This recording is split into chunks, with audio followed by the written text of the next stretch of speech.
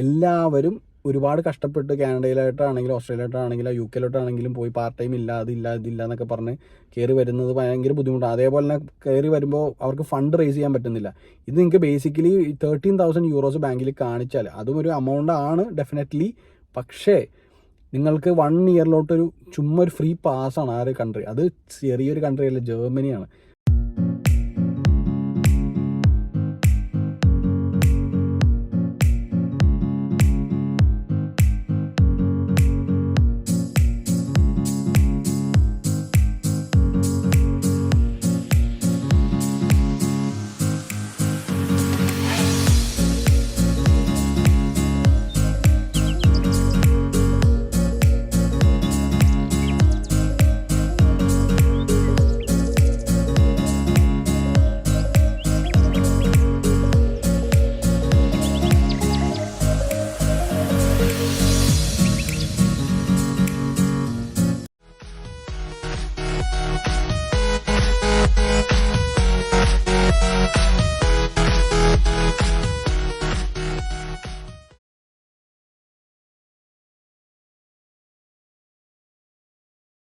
Hi guys, welcome back to Canada desker. അപ്പോൾ ഇന്ന് ശരിക്കും പറഞ്ഞാൽ വീഡിയോ ഇടാനുള്ള മെയിൻ കാരണം എന്ന് വെച്ചാൽ ഞാനൊക്കെ നാട്ടിലായിരുന്നെങ്കിൽ ഇങ്ങനത്തെ ഒരു അവസരം എനിക്ക് കിട്ടിയിരുന്നെങ്കിൽ ഞാനിപ്പോൾ ഈ ഒരു ന്യൂസ് കേട്ടപ്പോൾ നമ്മൾ രണ്ടുപേരും ചിന്തിച്ചായിരുന്നു. കാരണം ഇവിടെയൊക്കെ 10-20 ലക്ഷമൊക്കെ കൊടുത്ത് പഠിക്കാൻ പറ്റുന്ന സമയത്ത് നമുക്ക് നാട്ടിൽ നിന്ന് ഡയറക്റ്റ് വർക്ക് വിസ കിട്ടുകയെന്ന് പറഞ്ഞാൽ അന്ന് ടോപ്പ് ക്ലാസ് കൺട്രീസ് നമ്മുടെ ഇതിൽ നമുക്ക് കിട്ടാന്ന് പറഞ്ഞാൽ വളരെ വലിയൊരു കാര്യമാണ്. അപ്പോൾ അതാണ് ബേസിക്കലി ഈ വീഡിയോയിൽ നമ്മൾ ചെയ്യാൻ ഉദ്ദേശിക്കുന്ന കാര്യം. അതെ, കുറെ പേർക്ക് ഇപ്പൊ ഈ പറഞ്ഞ പോലെ ചിലപ്പോൾ ചിലവർക്ക് കാനഡയ്ക്ക് വരാനോ അല്ലെങ്കിൽ ഓസ്ട്രേലിയക്ക് വരാനോ ആഗ്രഹമുള്ളവരുണ്ടാവും, അല്ലെങ്കിൽ ഏതെങ്കിലും കൺട്രിയിൽ പോകാൻ ആഗ്രഹമുള്ള ആൾക്കാരുണ്ടാവും.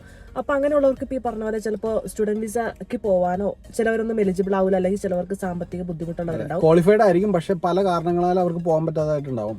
Direct job എന്നുള്ളതില്ല. അത് ബെസ്റ്റ് കൺട്രിയാണ്. അപ്പൊ ഈ കൺട്രി ജർമ്മനിയാണ്.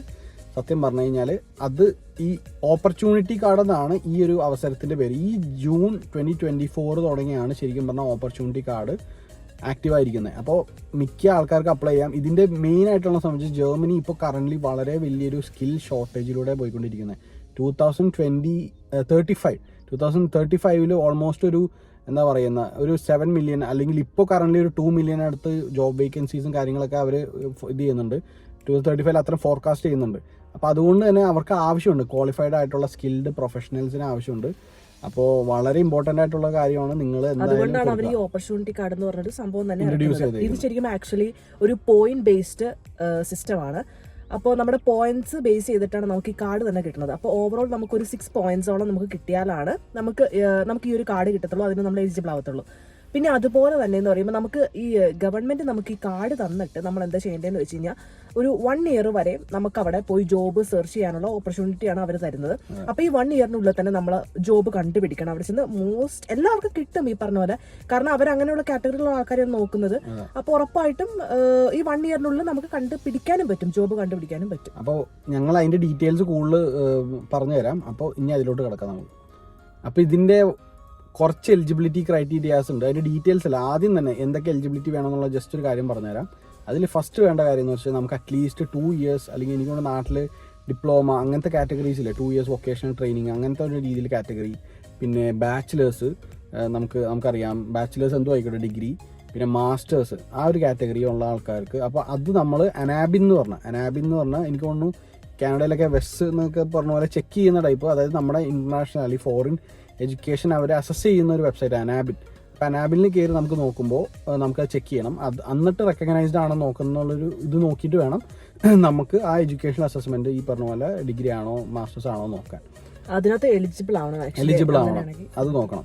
പിന്നെ അതുപോലെ തന്നെ നമുക്ക് എത്രമാത്രം, അതായത് ഇപ്പോൾ നമ്മൾ ഓരോ കൺട്രിയിൽ പോകുമ്പോഴും നമുക്ക് ഇത്ര പ്രൂഫ് ഓഫ് ഫണ്ട്സ് എന്നുള്ള രീതിയിൽ നമ്മൾ കാണിക്കുന്നുണ്ട്. ഈവൻ കാനഡയിൽ വന്നാലും ഓസ്ട്രേലിയക്ക് പോയാലും ഒക്കെ നമുക്കത് കാണിക്കണം. അപ്പോൾ അതുപോലെ തന്നെ ജർമ്മനിക്ക് പോകുന്ന സമയത്ത് അവർക്ക് 13,000 euros ആണ് കാണിക്കേണ്ടത്. കാരണം നമ്മൾ അവിടെ ചെന്ന് കഴിയുമ്പോൾ നമ്മുടെ ബാധ്യത നമ്മൾ തന്നെയാണ്, ഗവൺമെന്റിന് ബാധ്യമാക്കാൻ പറ്റില്ല. കാരണം നിങ്ങൾ ആ ഒരു കൊല്ലത്തെ കാർഡ് കിട്ടുമ്പോൾ നിങ്ങൾ സ്റ്റേ ചെയ്യണം, നിങ്ങൾക്ക് അവിടുത്തെ ഫുഡ് കാര്യങ്ങൾ ഈവൻ ചിലപ്പോൾ 1 ഇയർ തീരാൻ പോകുന്ന സമയത്തായിരിക്കും ചിലപ്പോൾ നമുക്കൊരു ജോബ് കിട്ടണം. അപ്പോൾ അതുവരെ നമ്മൾ സർവൈവ് ചെയ്യണമെന്നുണ്ടെങ്കിൽ നമുക്ക് പൈസ സ്റ്റാർട്ട് ചെയ്യാനുള്ള ഒരു പോയിന്റ് ആണ് ആ 13,000 euros എന്ന് പറഞ്ഞ ഫണ്ട് വേണ്ടത്. അതുപോലെ തന്നെ ഈ ഒരു ഓപ്പർച്യൂണിറ്റി കാർഡ് കിട്ടുന്നത് 40 ഏജിന് താഴെയുള്ളവർക്കായിരിക്കും കിട്ടുന്നത്. അവരാണ് എലിജിബിൾ ആവണത്. അതിന് മുകളിലോട്ടുള്ളവർക്ക് നോക്കണ്ട, കാരണം എലിജിബിൾ അല്ല. അപ്പോൾ 14 താഴത്തുമായിരിക്കണം ഏജ് എന്ന് പറഞ്ഞു കഴിഞ്ഞാൽ. അപ്പോൾ ഏതൊക്കെ പ്രൊഫഷൻസ് ആണ് ഈ ഒരു ഷോർട്ടേജ് ലിസ്റ്റിൽ പെടുന്നതെന്നുള്ളത് നമുക്ക് നോക്കാം. അപ്പോൾ നമുക്കറിയാം എങ്ങനെയൊക്കെ ആണെങ്കിലും എന്തൊക്കെയാണെങ്കിലും ഹെൽത്ത് കെയർ പ്രൊഫഷണൽസ് ഉറപ്പായിട്ടും ഈ ഒരു ലിസ്റ്റിലുണ്ടാവും.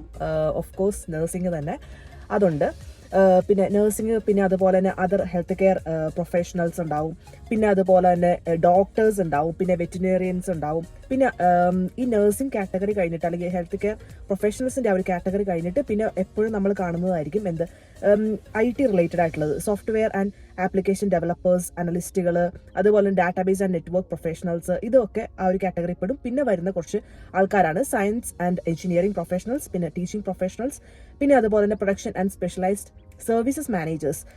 അത് എന്ന് പറയുമ്പോഴേക്കും മാനുഫാക്ചറിങ് ഇൻഡസ്ട്രിയിലുള്ളവർ, മൈനിങ് ഇൻഡസ്ട്രിയിലുള്ളവർ, കൺസ്ട്രക്ഷൻ ഇൻഡസ്ട്രിയിലൊക്കെ ഉള്ള ആൾക്കാർ.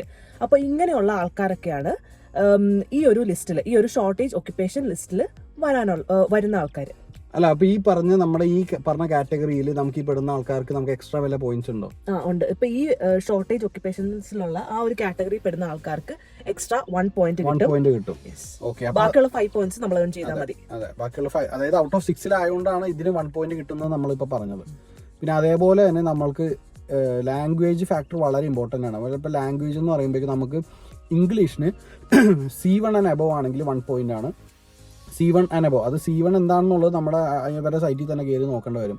ഇപ്പോൾ C1 എത്രയാണ്. പിന്നെ ജർമ്മൻ ഭാഷ നമ്മൾ A1 A2 ആണെങ്കിൽ 1 പോയിന്റ്, B1 ആണെങ്കിൽ നമുക്ക് 2 പോയിന്റ്, B2 ആണെങ്കിൽ നമുക്ക് അത് 3 പോയിന്റ്.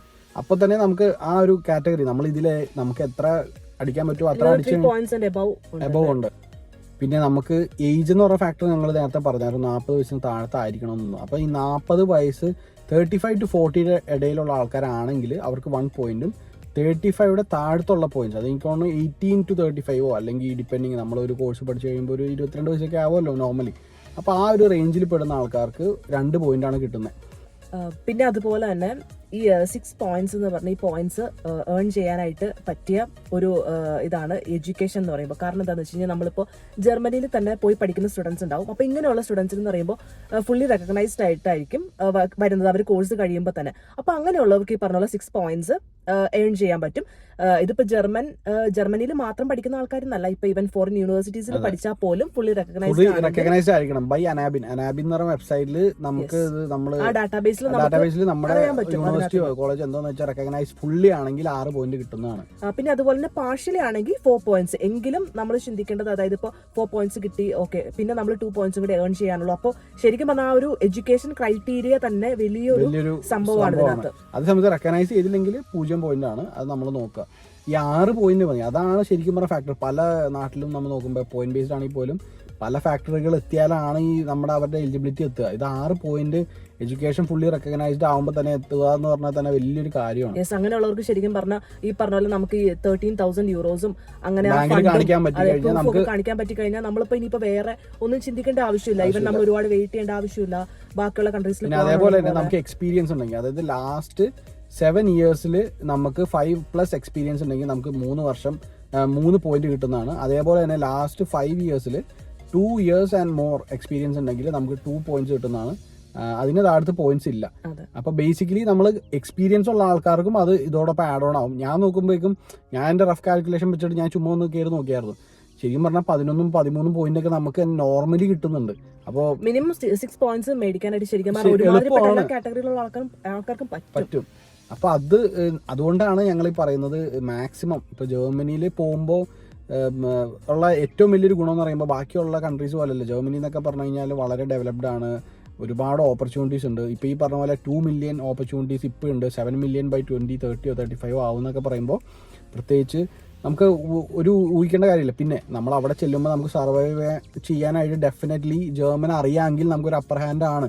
കാരണം നമ്മൾ പല വീഡിയോസ് കാണുമ്പോഴാണെങ്കിലും പല പിള്ളേരും പറയുന്ന ഒരു കാര്യം എന്ന് പറയുമ്പോൾ ജർമ്മനി അറിയാമെങ്കിൽ, ജർമ്മൻ ഭാഷ അറിയാമെങ്കിൽ നമുക്ക് ഓഫ് കോഴ്സ് കുറേ കാര്യങ്ങൾ ഗുണമുണ്ട്. അന്നും പറഞ്ഞുകൊണ്ട് ഇംഗ്ലീഷ് റെക്കഗ്നൈസ്ഡ് അല്ലെന്നല്ല, അതുകൊണ്ടാണ് ഇംഗ്ലീഷ് ഓക്കെ ആണ്.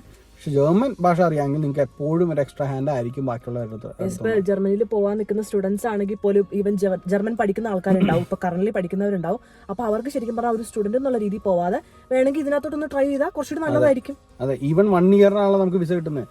1 ഇയർ പോയി കിട്ടിയില്ലെങ്കിൽ ചിലപ്പോൾ അവിടെ നിന്ന് തന്നെ നമുക്ക് യൂണിവേഴ്സിറ്റിയിൽ പോയി അഡ്മിഷൻ എടുത്തിട്ട് നമുക്ക് അതിൽ നിന്ന് ട്രാൻസ്ഫർ ചെയ്ത് സ്റ്റഡി വിസയിലോട്ട് നമുക്ക് കടക്കാം. അപ്പോൾ ആദ്യം ഒന്ന് ഇതൊന്ന് ട്രൈ ചെയ്ത് നോക്കിയിട്ട് കിട്ടിയില്ലെങ്കിൽ നമുക്ക് അതിലോട്ട് പോകാം. എനിക്ക് തോന്നുന്നു മോസ്റ്റ് പ്രോബബ്ലി അവിടെ ഏത് കൺട്രിയിലാണെങ്കിലും എനിക്ക് അങ്ങനെ തോന്നുന്നത്. കാരണം ഇപ്പൊ കാനഡയിലോട്ട് വരാനിരിക്കുന്ന ആൾക്കാരുണ്ടാവും, ഓസ്ട്രേലിയയിലോട്ട് പോകാനിരിക്കുന്ന ആൾക്കാരുണ്ടാവും. അപ്പൊ ഇതിനൊക്കെ ശരിക്കും പറഞ്ഞാൽ സ്റ്റുഡന്റ് വിസ കിട്ടാനായിട്ടാണെങ്കിൽ ഒരു ഡിലേ ഉണ്ട്. ഇപ്പോൾ പഴയതുപോലെ ഒന്നും അല്ല. അപ്പോൾ നമ്മൾ ഓക്കെ എന്തായാലും ഇത്രയും ഡിലേ ഉണ്ട്, എന്നാൽ പിന്നെ ഇതൊന്ന് ട്രൈ ചെയ്തിട്ട് നിങ്ങൾ ഇതിനകത്തോട്ട് ഇപ്പൊ അത് കിട്ടിയില്ല, സക്സസ്ഫുൾ ആയില്ല എന്നുണ്ടെങ്കിൽ ഓക്കെ. പക്ഷെ എന്തായാലും നിങ്ങൾക്ക് ഈ പറഞ്ഞ ഒരു ഇന്റർനാഷണൽ എക്സ്പോഷറും കിട്ടും. പിന്നെ വേറൊരു കാര്യം എന്ന് പറയുമ്പോഴേക്കും നമുക്ക് സ്പൗസിന്റെ കാര്യം, അതായത് മിക്ക ആൾക്കാരും മാരീഡ് ആയിരിക്കാം. അപ്പോൾ നമുക്ക് UK ആയിക്കോട്ടെ കാനഡയിലായിക്കോട്ടെ ഇപ്പോൾ നമുക്ക് കോളേജിൽ പഠിക്കുമ്പോഴോ മാസ്റ്റേഴ്സ് പഠിക്കും, UK മാസ്റ്റേഴ്സ് പഠിക്കുമ്പോൾ നമുക്ക് കൊണ്ടുപോകാൻ പറ്റില്ല. അപ്പോൾ അത് എല്ലാവർക്കും ഒരു വലിയൊരു ക്രൈറ്റീരിയയാണ്. അപ്പോൾ ആ ഒരു ക്രൈറ്റീരിയനെ ഇതിലെന്ന് വെച്ചാൽ ഓപ്പർച്യൂണിറ്റി കാർഡിൽ 2 പേര് എലിജിബിൾ ആണെങ്കിൽ, 2 പേര് ഈ പറഞ്ഞ പോലെ മാസ്റ്റേഴ്സ് ഉണ്ടെങ്കിൽ, 2 പേരും ഇതേപോലെ തന്നെ അവർക്ക് എക്സ്പീരിയൻസ്, അവർ ഈ ചാൻസ് കാർഡ് എന്നാണ് ഈ പറയുന്നത്. ചാൻസ് കാർഡ് ഓപ്പർച്യൂണിറ്റി കാർഡിൻ്റെ എലിജിബിലിറ്റിയിലൊക്കെ 2 പേരും നല്ല ഡിമാൻഡ് പ്രൊഫഷൻസിലാണെങ്കിൽ 2 പേർക്കും ഈച്ച് ആയിട്ട് 1 പോയിന്റ് വെച്ച് കിട്ടും. അപ്പോൾ ആ 1 പോയിന്റ് അല്ല, ഞാനൊരു ഡൗട്ട് ചോദിച്ചോട്ടെ, 2 പേർക്കും ഓരോ പോയിന്റ് വെച്ച് കിട്ടുമോ അതോ 2 പേർക്കും കൂടെ കമ്പൈൻ ചെയ്ത് 1 പോയിന്റ്? അല്ല, 2 പേർക്കും ഓരോ പോയിന്റ് വെച്ച് കിട്ടും. കാരണം 2 പേർക്കും അപ്പൊ 2 ഓപ്പർച്യൂണിറ്റി കാർഡാണ് കിട്ടുന്നത്. മനസ്സിലായോ? അതായത് നമ്മളെ ഹസ്ബൻഡിന്റെ ഒരു ഓപ്പർച്യൂണിറ്റി കാർഡിലല്ല വൈഫിന് പോകുന്നത്. നമുക്ക് അപ്പൊ 2 പേരും സെപ്പറേറ്റ് ആയിട്ട് ഓപ്പർച്യൂണിറ്റി കാർഡ് നമുക്ക് എലിജിബിൾ ആവുകയും വേണം. അങ്ങനെ വരുമ്പോൾ 2 പേർക്കും പോയിന്റ് 1 കിട്ടും. അതായത് ആക്ച്വലി പറഞ്ഞു കഴിഞ്ഞാൽ 5 പോയിന്റ്സ് കിട്ടിയാൽ മതി, 1 പോയിന്റ് ഇവർ ഓൾറെഡി അതായത് ജസ്റ്റ് സ്പൗസ് ആകുമ്പോൾ, അതായത് അവിടുത്തെ ഈ പറഞ്ഞ എലിജിബിൾ കാറ്റഗറിയിൽ പെടുന്ന എഡ്യൂക്കേഷൻ, അത് ഞങ്ങൾ നേരത്തെ പറഞ്ഞ പോലെ പെടുമ്പോൾ 2 പേർക്കും ഓരോ പോയിന്റ് വെച്ച് വെറുതെ കിട്ടുന്നതാണ്. കമ്പയർ ടു ഒരു സിംഗിൾ പോകുമ്പോൾ ഈ കപ്പിൾസ് പോകുന്നതിന്റെ ഒരു ഫാക്ടറാണ് ഞങ്ങളിപ്പോൾ പറഞ്ഞത്. അപ്പോൾ ചാൻസ് കാർഡ് അല്ലെങ്കിൽ ഓപ്പർച്യൂണിറ്റി കാർഡിൽ സ്പൗസിന് ശരിക്കും പറഞ്ഞാൽ എലിജിബിൾ കാറ്റഗറിയിലുള്ള സ്പൗസിന് നല്ലൊരു ഓപ്പർച്യൂണിറ്റിയാണ് ഇതിൽ ബേസിക്കലി ഉള്ളത്. അതുപോലെ തന്നെ നമ്മളിപ്പോൾ ഏതൊരു പ്രോഗ്രാമിന് നമ്മൾ അപ്ലൈ ചെയ്താലും എന്തിന് ചെയ്താലും, ഇപ്പോൾ ഈവൻ കാനഡയിലോട്ട് വരുന്ന സ്റ്റുഡൻസിനോടാണ് ഞങ്ങൾ പറയുന്നത് CRS കാൽക്കുലേറ്റർ ഉണ്ട്, അത് വെച്ച് നിങ്ങൾ നിങ്ങളുടെ സ്കോർ ഒന്ന് കാൽക്കുലേറ്റ് ചെയ്യുന്നത് പറയാറുണ്ട് ഞങ്ങൾ. അപ്പോൾ അതുപോലെ തന്നെ ഇപ്പൊ ഇങ്ങോട്ടേക്ക് പോകാനായിട്ടിരിക്കുന്ന ആൾക്കാരാണെങ്കിലും അവർക്കും ഓപ്പർച്യൂണിറ്റി കാർഡിൽ ഒരു കാൽക്കുലേറ്റർ ഉണ്ട്. ആ കാൽക്കുലേറ്റർ ശരിക്കും ഇച്ചിരി പറയാൻ പാടാണ്, ജർമ്മൻ ഭാഷയും കൂടി ഉള്ള ടൈപ്പ് കാൽക്കുലേറ്റർ. അപ്പോൾ അതുകൊണ്ട് തന്നെ ഞാൻ എൻ്റെ ഡീറ്റെയിൽസ് അവിടെ കൊടുക്കുന്നതാണ്. അപ്പോൾ നിങ്ങൾക്ക് അതിൻ്റെ വെബ്സൈറ്റിൽ കയറി നിങ്ങളുടെ ഏജ്, നിങ്ങളുടെ എക്സ്പീരിയൻസ്, നിങ്ങളുടെ സ്പൗസ്, നിങ്ങളുടെ അത് ഇത് എന്നൊക്കെ പറഞ്ഞ ജർമ്മനി എല്ലാം വെച്ച് നമുക്കൊരു കാൽക്കുലേറ്റ് ചെയ്യുമ്പോൾ നമുക്ക് സ്കോർ കിട്ടും. എനിക്കും തോന്നുന്നത് ഒരു 90% ഓഫ് ആൾക്കാരും അല്ലെങ്കിൽ 95% ആൾക്കാർക്കും ഓപ്പർച്യൂണിറ്റി കാർഡിന് എലിജിബിൾ ആയിരിക്കും. സോ ഡെഫിനറ്റ്ലി നിങ്ങൾ ഒരു ട്രൈ കൊടുക്കുന്നത് എപ്പോഴും ബെസ്റ്റ് ആയിരിക്കും. അപ്പോൾ കാൽക്കുലേറ്ററിൽ ചെക്ക് ചെയ്യുക. അതേപോലെ തന്നെ നമ്മൾ ഇതെങ്ങനെയാണ് അപ്ലൈ ചെയ്യുന്നുള്ള ഒരു ഫാക്ടർ ഉണ്ടല്ലോ, എല്ലാവർക്കും അറിയേണ്ട ഫാക്ടർ. ഇതെന്താണ്, നമ്മൾ ഇതെന്താണെന്ന് അറിഞ്ഞുകൊണ്ട് മാത്രം കാര്യമില്ല, എങ്ങനെയാണ് അപ്ലൈ ചെയ്യേണ്ടതെന്ന് വളരെ ഇമ്പോർട്ടൻ്റ് ആണ്.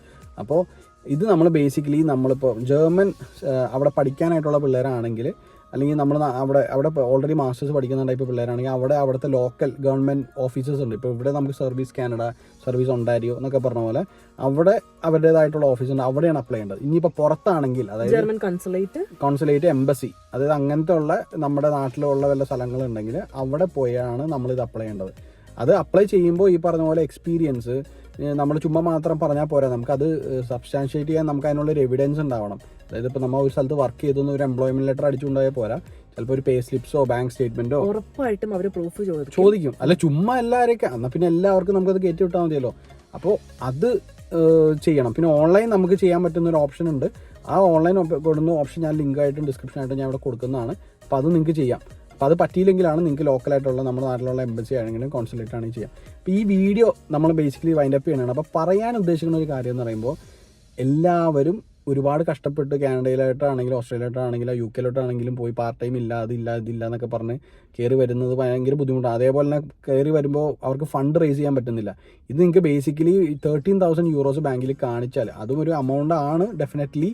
പക്ഷേ നിങ്ങൾക്ക് 1 ഇയറിലോട്ടൊരു ചുമ്മാ ഒരു ഫ്രീ പാസ്സാണ് ആ ഒരു കൺട്രി. അത് ചെറിയൊരു കൺട്രി അല്ല, ജർമ്മനിയാണ്. അപ്പോൾ ഞാനായിരുന്നെങ്കിൽ അല്ലെങ്കിൽ അനീഷ ആണെങ്കിലും അത് യൂസ് ചെയ്താനേ. ഇതൊന്ന് ട്രൈ ചെയ്തിട്ടേ നമ്മളൊരു സ്റ്റുഡന്റ് വിസ എടുത്ത് വേറൊരു കൺട്രിയിലോട്ട് പോകാൻ നോക്കത്തുള്ളൂ. അപ്പോൾ അതുകൊണ്ട് തന്നെ ഈ ഒരു അവസരം നിങ്ങൾ ഒരിക്കലും യൂസ് ചെയ്യാതിരിക്കരുത്. യൂസ് ചെയ്തിട്ട് കിട്ടിയില്ലെങ്കിൽ അത് വേറൊരു കാര്യം. പക്ഷെ യൂസ് ചെയ്തിട്ട് നിങ്ങൾക്ക് അത് കിട്ടിക്കഴിഞ്ഞാൽ നിങ്ങൾക്ക് നല്ലൊരു രാജ്യമാണ് ജർമ്മനി. യൂറോപ്പിലെ വൺ ഓഫ് ദി ബെസ്റ്റ് ആണ്. അപ്പോൾ അതുകൊണ്ട് തന്നെ നിങ്ങൾ ട്രൈ ചെയ്യുക. കിട്ടിക്കഴിഞ്ഞാൽ നിങ്ങൾ എന്തായാലും അതിൻ്റെ ഡീറ്റെയിൽസ് പറയാം. പിന്നെ ഇതേപോലത്തെ നിങ്ങൾക്ക് എന്തെങ്കിലും കാര്യങ്ങളും ഡീറ്റെയിൽസും എന്തെങ്കിലും വേറെ കൺട്രീസിൽ എന്തെങ്കിലും വിസ പ്രോഗ്രാംസ് എന്തെങ്കിലുമൊക്കെ അറിയാവുന്നതൊക്കെ നിങ്ങൾക്ക് താല്പര്യമായിട്ട് അറിയുന്നുണ്ടെങ്കിൽ അല്ലെങ്കിൽ വേറെ എന്തിനെങ്കിലും പറ്റി ഞങ്ങളെ വീഡിയോസ് ചെയ്യണമെന്നുണ്ടെങ്കിൽ നിങ്ങളൊന്ന് ഡെഫിനറ്റ്ലി കമൻറ്റ് ചെയ്യുക. പിന്നെ അതേപോലെ തന്നെ നിങ്ങൾ ഞങ്ങളെ ചാനൽ സബ്സ്ക്രൈബ് ചെയ്യുക, ലൈക്ക് ചെയ്യുക. അപ്പോൾ എന്നാലാണ് നമുക്കും ഇതേപോലെ തന്നെ സപ്പോർട്ട് ചെയ്ത പോലെ നമുക്ക് വീഡിയോസ് ഇടാനും കാര്യങ്ങളൊക്കെ നമുക്കൊരു ബേസിക്കായിട്ടൊരു മോട്ടിവേഷൻ ഉണ്ടാവുള്ളൂ. അപ്പോൾ thank you so much for watching. See you guys in the next video. Thank you so much. By.